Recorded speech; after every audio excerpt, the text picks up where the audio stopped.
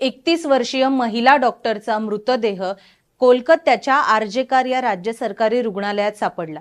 रक्ताच्या थारोळ्यात पडलेला हा अर्धनग्न अवस्थेतील मृतदेह पाहून लगेचच पोलीस घटनास्थळी दाखल झाले। पोलिसांनी एकीकडे या घटनेचा तपास सुरू केला तर दुसरीकडे देशभरातून डॉक्टरांनी संप पुकारत या घटनेचा तीव्र निषेध नोंदवला।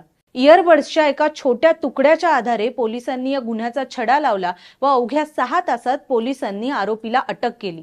नेमका हा आरोपी कोण, ही घटना कशामुळे घडली, पोस्टमॉर्टम अहवालात नेमकी कोणती माहिती समोर आली, या सगळ्याविषयी आज आपण जाणून घेणार आहोत। नमस्कार, मी सिद्धी, आपण पाहत आहात लोकसत्ता लाईव्ह। कोलकात्यामधील आरजेकर या राज्य सरकारी रुग्णालयात एका डॉक्टर महिलेची निर्गुण हत्या झाल्याची माहिती पोलिसांना शुक्रवारी 9 ऑगस्ट रोजी मिळाली।